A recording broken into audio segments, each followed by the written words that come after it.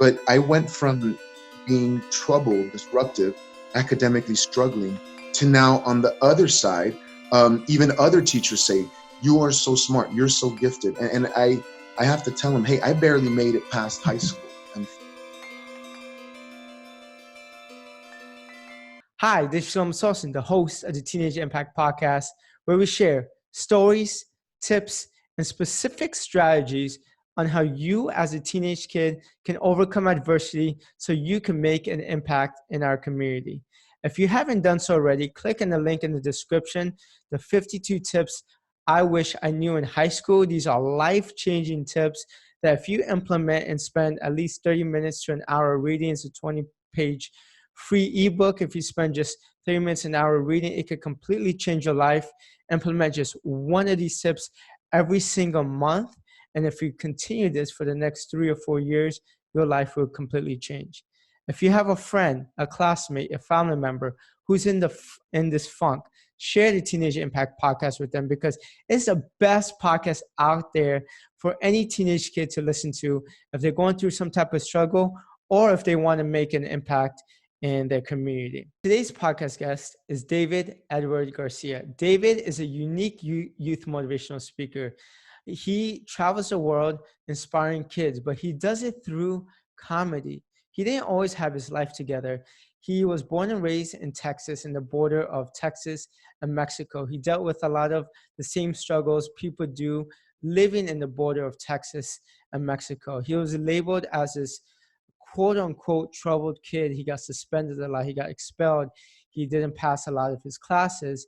And then by age 15, 16, his parents sent him to Houston, Texas, where he turned his life around. He got involved with youth ministry, became more religious, and eventually passed high school, went on to college. It took him 9 years to finish college, but eventually got done. Now he has multiple degrees, bachelor's and master's degrees.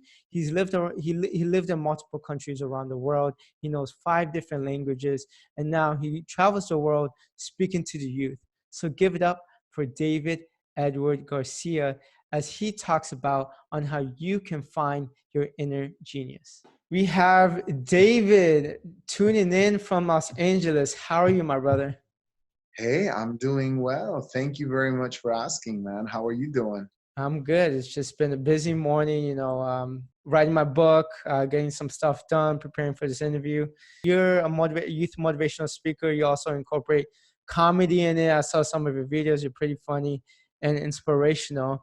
How did you get started into youth motivational speaking? You know, I know there's the joke where people say, I didn't choose the thug life. The thug life chose me. And it's a lot of the same with me.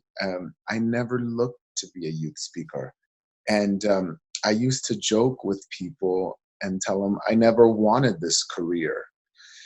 I was serving in my church, just like a lot of youth speakers, helping, volunteerism, activism. So I was serving students in my church. I went from basically being a teenager in a youth group to helping teens in a youth group almost instantly. I started helping children, and then schools where I was at. I was in Laredo, Texas. That's where I was born. That's where I grew up. I think now, in the last few years in the U.S., there's been a lot of attention on the board, a lot of attention given to the border. A lot of it has to do with people coming and migrating northbound. A lot of it has to do with the current presidential administration. For whatever reason, there's a lot of attention there. But back then, there were no cameras. There was no news stories. And that was my world. I got calls, or the church got calls from schools in the area say, hey, we need someone to talk to kids about drugs, about violence, about gangs, about success. Now, I don't know very much the numbers anymore because I've since gone on to many other places and I don't just focus anymore there. But when I was serving children on the border, the statistics were staggering. It was one of the most impoverished areas in the U.S. And when I say the border, I mean specifically that South Texas and what year is this? Mexico border. Gosh, we're looking back 2005, somewhere around there. Okay, not so long ago. Yeah. been a while. Yeah. There was also a lot of violence because there was things happening in North Mexico. And so children just needed direction, right? And so I, along with the team, we went to schools and we would help children. We would, each speak 3 to 5 minutes. We would do little sketch pieces. We would put on a 1 hour performance, a mini production, and we helped tens of thousands of children all over South Texas. And then a few years later, I connected with top youth speakers of North America, and so they signed me to a contract to basically represent me and send me all over. And so initially I started speaking all over North America and then the world. I've been to every continent now. I've been to the Middle East. Wow. I've been to Asia. And speaking all over the world, correct? Right. Yeah. And Wow. so so when I started traveling at first, I thought, let me just try to adapt a performance that can fit the whole world. But as I started traveling all over the world, I share my same border stories everywhere, in Bahrain, in Malaysia, in Canada, on the East Coast, on the West Coast, to audiences that are not always Hispanic. In fact, a lot of the audience that I reach aren't Hispanic anymore, not like when I began. But one thing I'm realizing is that the same story connects because it's my story. And so that's how I began. And I just share the message of, being a child on the border that had the same struggles that many people have, and what was able to transpire from that. And so I think struggle is something that's typical to all humanity, right? And so some people say things like, well, you don't understand what I'm going through. I am, and then you fill in the blanks. I'm a girl. I'm a boy. I'm gender fluid. I'm Latin. I'm black. I'm white. I'm middle. Fill in the blank. Everybody has something, but the thing is that I think struggle is not. You can't pin struggle onto one race or one people group, right? And in the same fashion, so struggle is universal, and so that part connects with everybody. But in the same way, success is for everybody. So there's no one people group, there's no one gender, there's no one language, there's no one ethnicity that can say, oh, success is mine. Because success and beauty and happiness is for all people. And I think as a speaker, as you know, that's the beauty of our message, is that we're sharing humanity with humanity, and we're not teaching in the sense of like we are the ones who are the secret masters of knowledge, but through sharing our story, we give voice to other people and we let them know, hey, your story matters. And it's not that I am this, and I am so anti guru. I am so anti uh, I'm so anti that there's one One person that answer. has all the secret knowledge that nobody else has. And so I think as a speaker, we're saying, hey, this is my journey and this is what worked for me. And I think this can help you. But I also know that you have something that if I was sitting in the audience, I'd be learning from you. And that's the beautiful thing of our calling. One of the greatest examples of being human is being a speaker.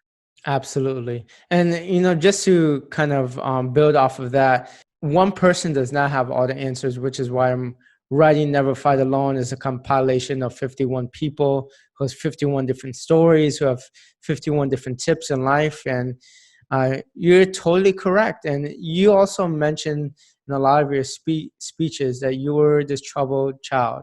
You were considered quote unquote at-risk students. Tell us a little bit about those days. Yeah, so I've actually been thinking about that, and I do censor my Uh-huh. speech to a point because I've thought about it. It's a little bit of a struggle for me. I censor my speech because I don't want to throw other people in my life and in my past under the bus.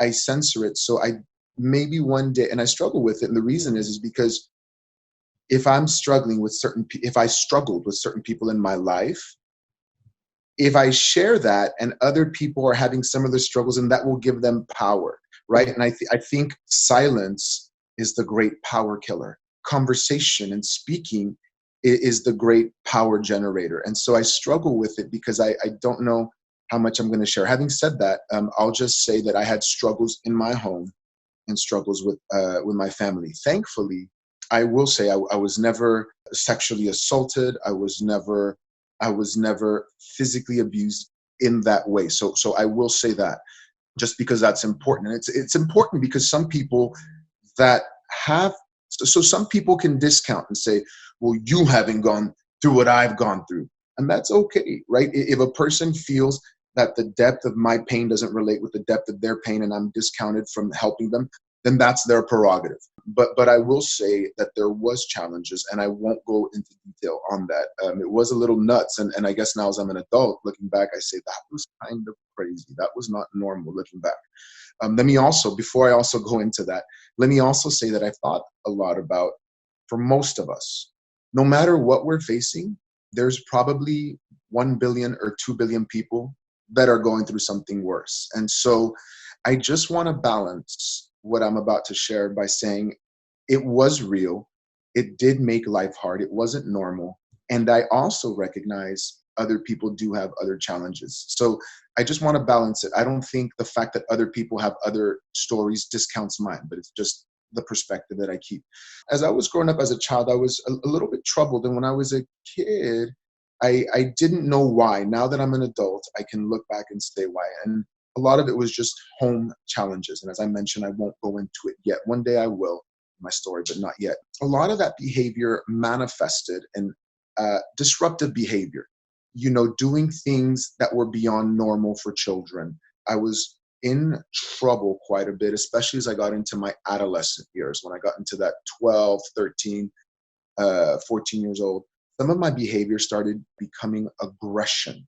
I didn't know, I didn't have tools as an adolescent, how to navigate the anger, the frustration, the abnormalities that I was feeling. So it was disruptive behavior. It was aggression. It was aggression towards teachers.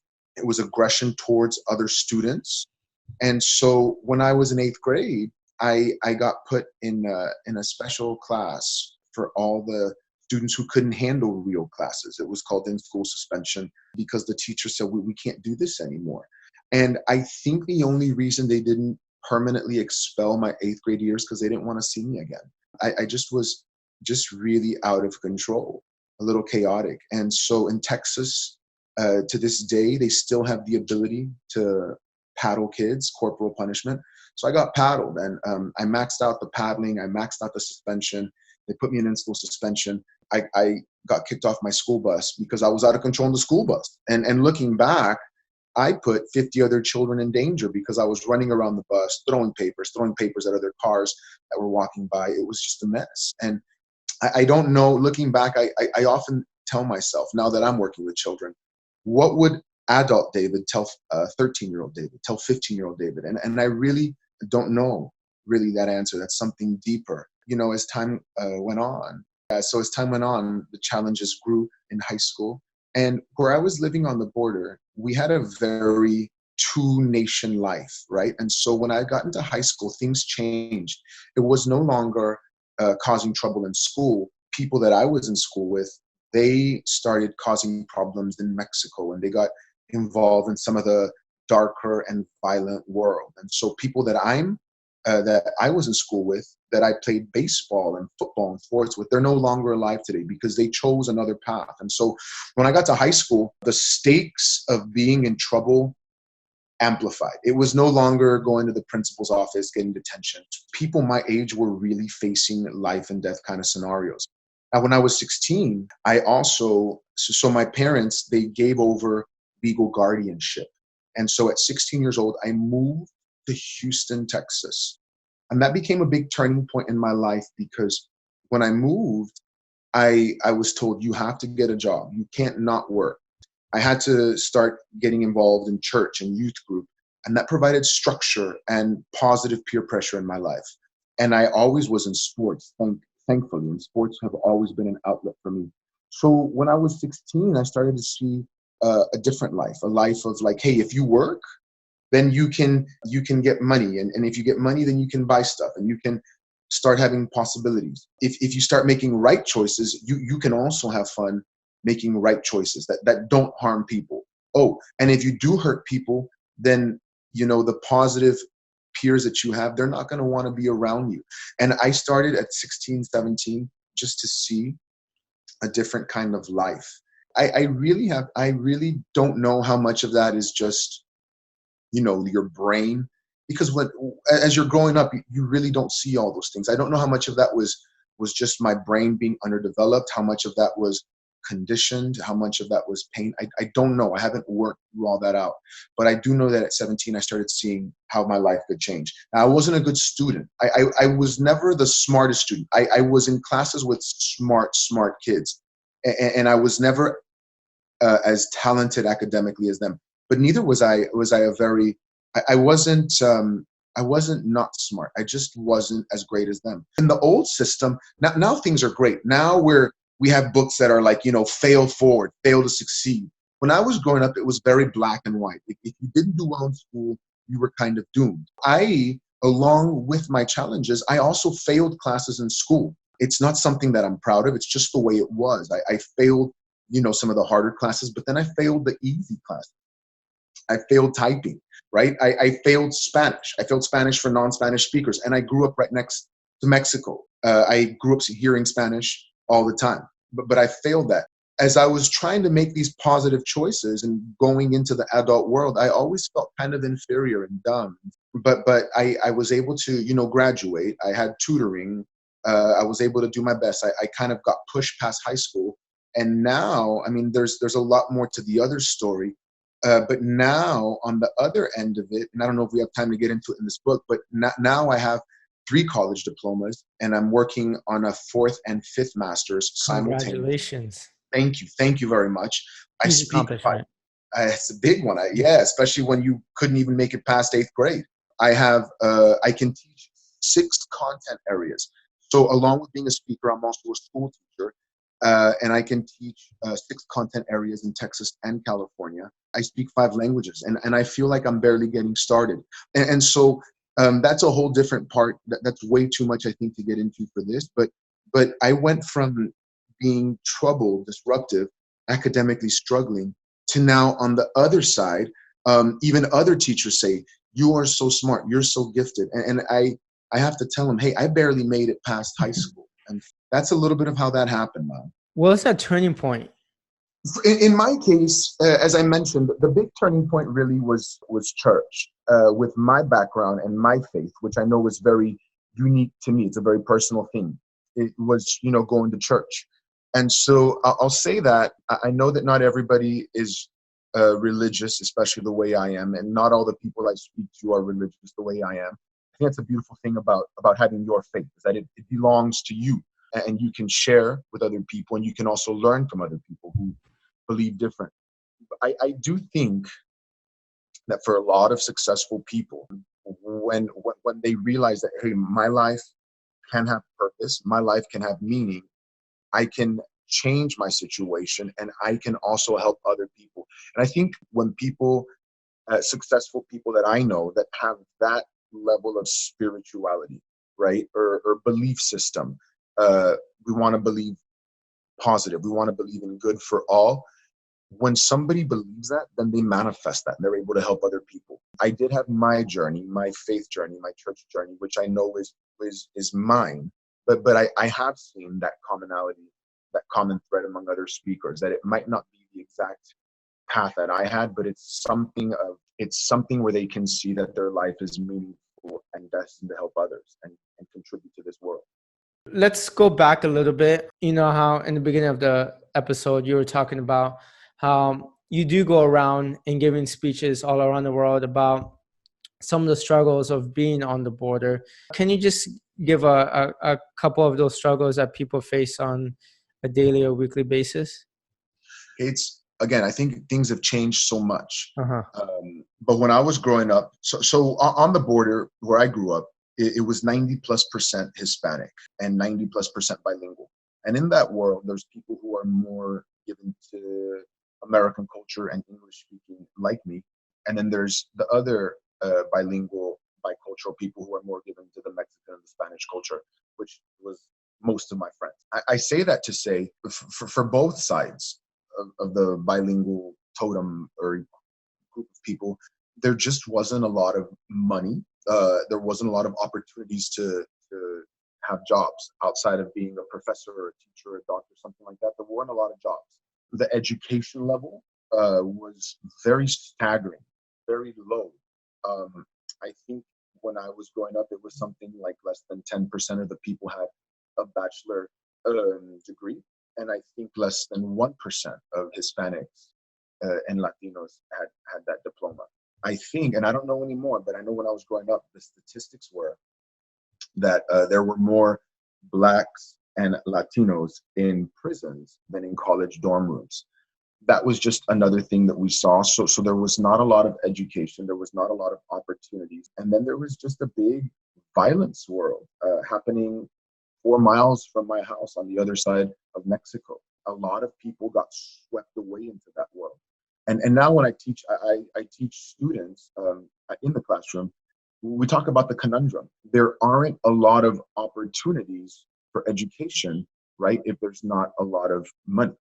And so if people are just trying to survive and make it to the next day, they're not going to invest money in their education.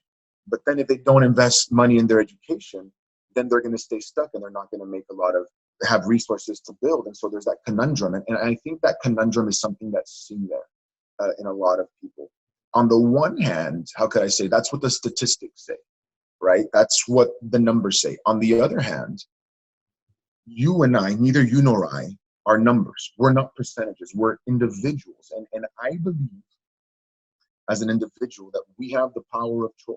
I know that some people might say, well, you can't tell people, that they have a choice when they obviously don't have a choice, when the circumstances are stacked against them. I'm not going to enter that argument. But I will say on my end, I didn't have money. I didn't have rich parents to pay for my school. I had to go to school full time. I had to work full time.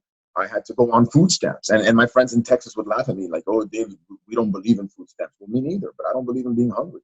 And so I had to go to food banks to get food. I had to work and wait tables. And I wasn't able to finish my college in 4 years, right? It took me 9 years to get my first degree. And so, yes, the numbers were stacked against me. The percentages were stacked against me. I had a car. I used to laugh. I had a car called I called it the Faith Mobile.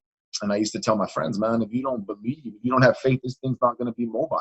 A Christian friend, a pastor friend, he told me this car is like Lazarus because it has to be raised from the dead. And that's a Bible story, a Bible reference of this man, Lazarus, that was raised from the dead in the story. And I said, no, man, Lazarus was just raised once. This car, we have to raise it every red light, man, and believe that it can keep on going. And that's how I made it. And so, yes, when people say, well, you can't tell people that they can choose. Well, when I was growing up, that's all I had. I didn't have money. I didn't have scholarships. I had choice. And it took me a little longer. And so that's the message I try to share with kids, right? Like, are you going to look for excuses or are you going to look for solutions, right? You can be powerful. This is strong.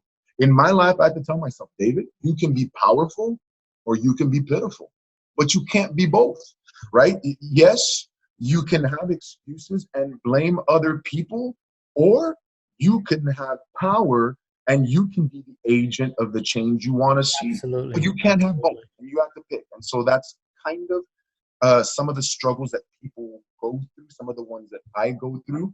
But I think the power of choice supersedes many challenges. Yeah, that's kind of a similar story. I interviewed someone recently, G. Bryant. He was born and raised in Philadelphia, and he would see a lot of his friends in a lot of violences, go to jail, get killed.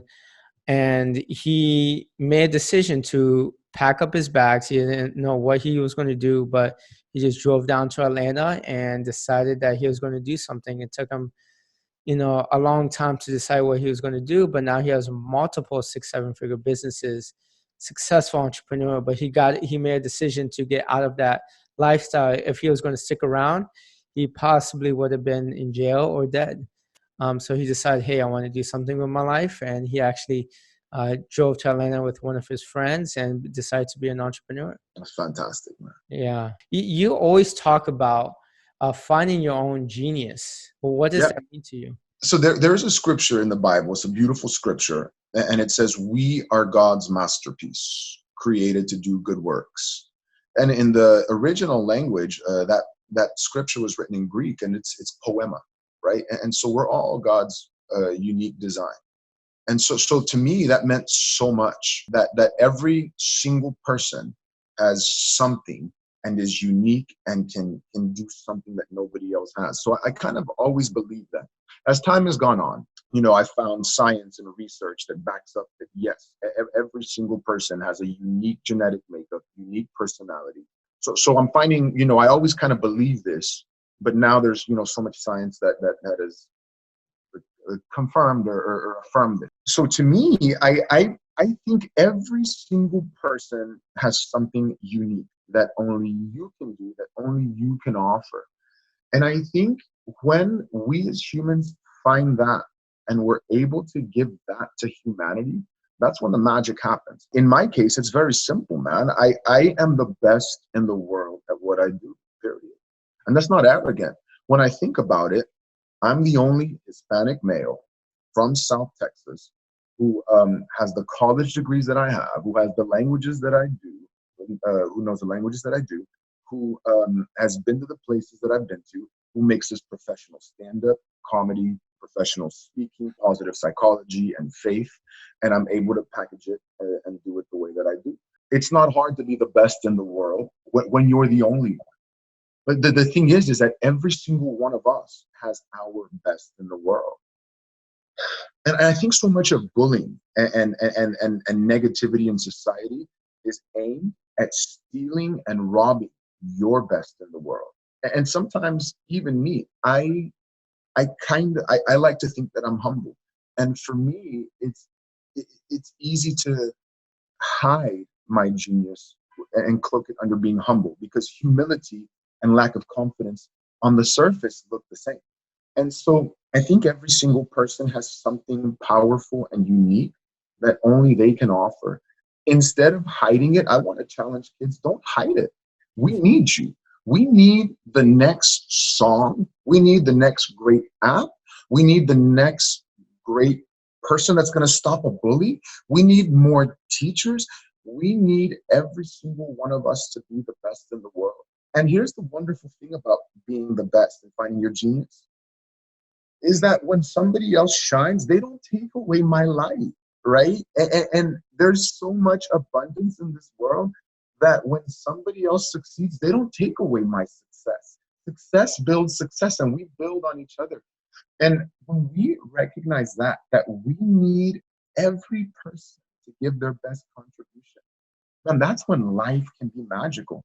I failed classes. I thought I was dumb, right? But then after I was in Switzerland for 8 weeks, I was speaking French. Like, not Wow. perfect, but I was having French conversations. And so that was like a talent that I had. When I found out that I had something smart, and I no longer say, oh, I'm dumb, I'm this, I'm that. Now I realize I might not just be good at that, but that's okay. And when you find your genius, you're confident because you realize you don't have to be good at everything. You just have to be good at something. You don't have to be everything for everybody. You're not everything for everybody, but you are called to serve somebody. Finding our genius, I mean, there's personality tests, Myers-Briggs, things like that. I think one thing that speakers don't talk about, and I talk a lot about in my speech, and it's going to be my next book, is part of finding your genius is through pain, right? What is in your past that you had to overcome? It's easy to discount the pain of our past and say, oh, well, I just made it. I just went through that. But when you realize that on the other side, right? And so a lot of the speakers that you're talking to, here's the sequence. A, pain. B, overcoming. C, a champion in their life and helping others champion in their life.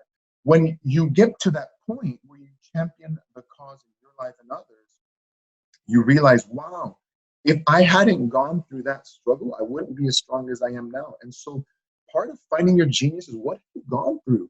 It's easy to just try to discount the past and say, I had a lot of hardships and now I'm here. No. Wait. How did you get through that?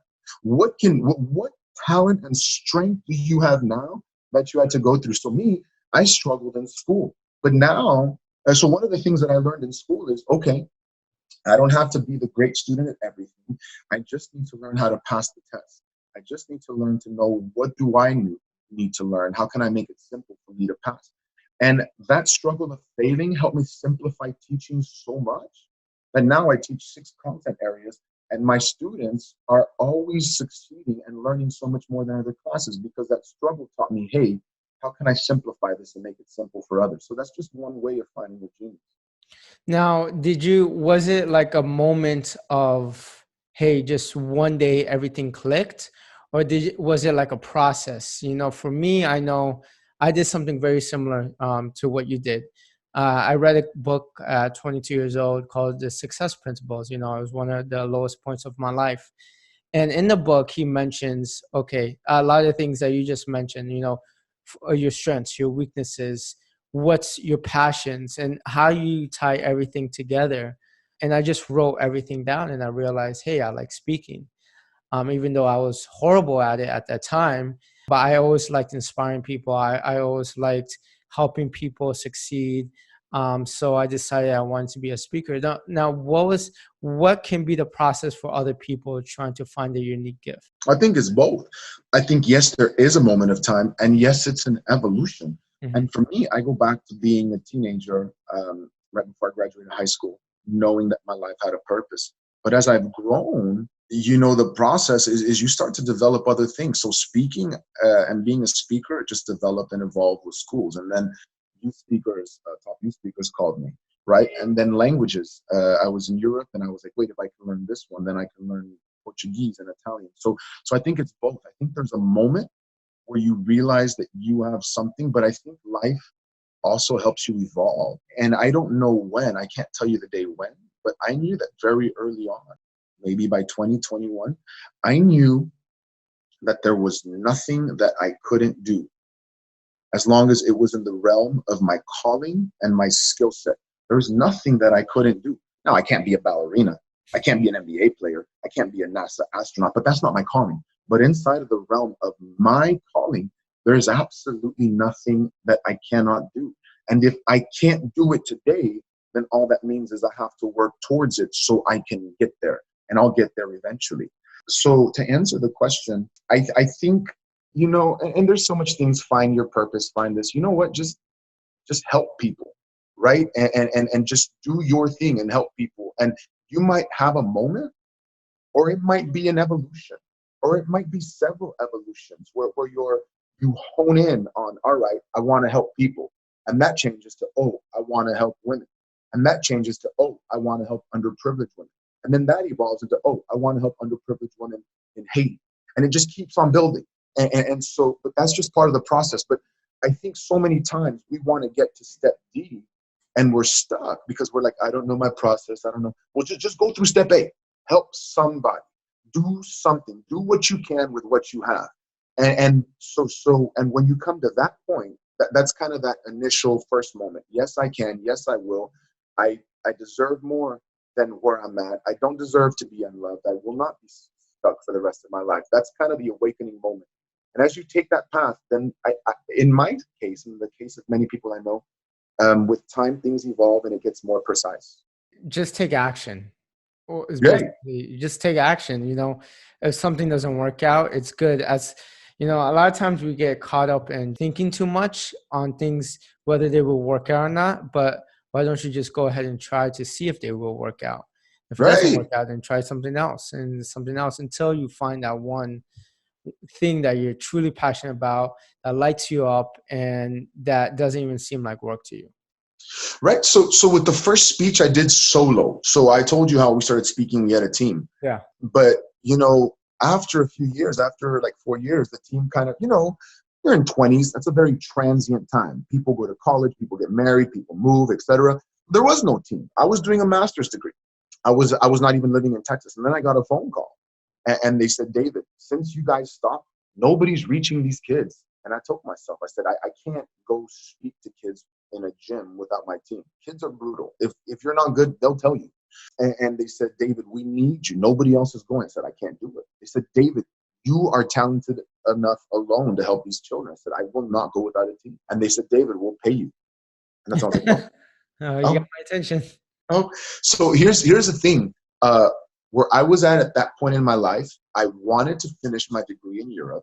But I didn't have the money to pay for the semester abroad. So they're like, we'll set up this school tour. And I just told myself, let me set up this ridiculous price that will be enough to let me get out there to Europe. And they said, yep, that's kind of the same budget that we had. Go speak to these children. And I thought about it. I thought, if I go and if it stinks, it's no good, and the children like it, and it's no good, and the children don't like it, who cares? I'm leaving in a week anyway. I'm going to Europe, and I'm going to get a master's degree. And no child will ever come up to me 20 years later and say, hey, we saw you in school, you suck.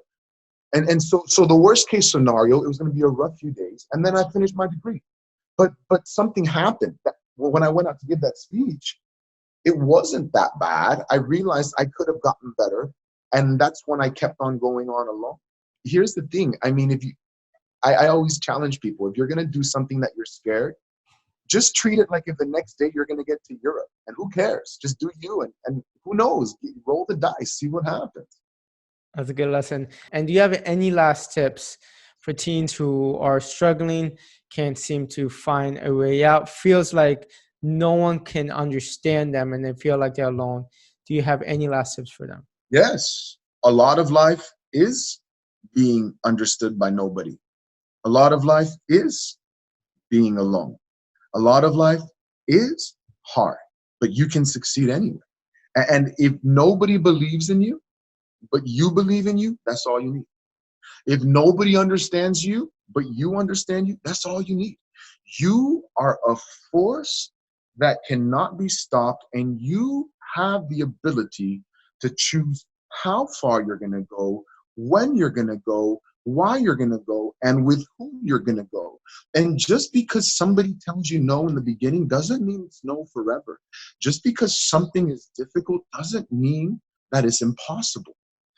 We are living in extraordinary times. I have never heard so many kindness messages, love messages, anti-bullying messages in my life. And at the same time, I have never seen so much bullying, so much hatred. We see it at the same time.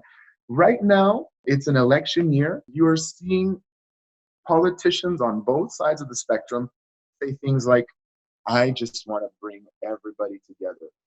And then they'll turn around and give a speech tearing everyone else apart that doesn't believe like them. And we are living in a time right now where there's this juxtaposition where we're preaching just love, just, help. And at the same time, some of those same people are doing the opposite with their actions. And here, I guess, is what I want to share with children. You know what? You can't control, right, what other people say or do, but you can control you. If somebody's bullying you, right, if somebody's being hateful and you have the ability, get away. Tell somebody, get away. Find a way, find whatever it takes to get any negativity away, to get people who just try to tear you down, get all of that away and get within yourself, center yourself, where you set up a system. It might just be you in the beginning. Set up a system and an energy where you say, this is who I am. I'm great. I'm strong. I'm going forth, whatever it takes. Well, what if I can't do it, in the situation that I live, which is the story of a lot of speakers? Well, start looking for a way. How can I create, even in this place?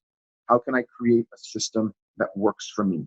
How can I talk to somebody? There's always somebody who can help you. There's always somebody you can speak to. And keep on looking and keep on going until you find those people, right? There are a lot of hateful and negative things, but there's somebody that's good. There's somebody that can help you. And find that system, even if it's just you in the beginning, and then it's somebody else. Find that place where you can thrive. And as you start to shine and as you start to succeed, you're going to see that success builds success and light builds light. So go for it. There's no limits. Absolutely. Love your message. Love what you're doing. And thank you for never giving up and always believing in yourself, because you're not only making such an impact in this world, but you're also making people laugh. I've seen several of your speeches and they're pretty funny.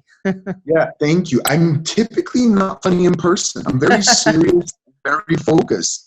Yeah. But when I have a mic, it changes a little bit. Yeah. And where can people find you, David? Just type in davidedwardgarcia.com on any search engine. I don't know how many hundreds of videos I have online. I have the social media platforms. Just type in my name. You'll find me. There's a lot of me out there. Awesome. Thank you so much for doing this interview, and you have a great message. Thank you so much. Thank you. David considers himself a very fortunate human being. He was raised in a rough environment that he got out of later on in life, and he found his inner genius. And he recommends that everyone needs to find their inner genius. And by inner genius, he means finding your unique skill set, your unique ability to make a difference in this world. And everyone finds their inner genius some point in their life. Some people find it early on, some people find it later, and some people don't even find it. But the way to find your inner genius, there's several ways. There's not one set answer. You can list out your weaknesses, your strengths, what you like to do, and kind of play around with what you like to do. Some people find it instantly. They have this one moment in life where they tell themselves, you know what? I can do this, and this is my purpose on earth. And some people, their inner genius or their unique skill set eventually transforms over time. Many times our unique skill set, the reason why we're on this planet, usually evolves over time. But the only way to find that answer is to take action. No one knows what they want to do by sitting around and thinking about what they want to do. The most successful people on this planet, the happiest people on this planet, the most fulfilled people on this planet take action. Don't sit around and think about what you want to do, because weeks can go by, months can go by, and years can go by. If you take action, what you want to do eventually evolves over time. And as it evolves over time, you become better every single year.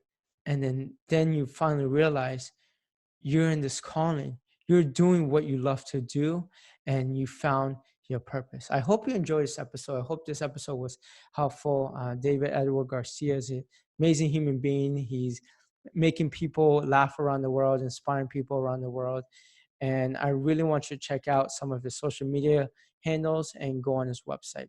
If you haven't done so already, please rate and review the Teenage Impact Podcast, trying to inspire as many people as possible. And for that to happen, I want to be ranked higher. And for that to happen, I want you to rate it 5 stars and leave a review. So until next time, peace.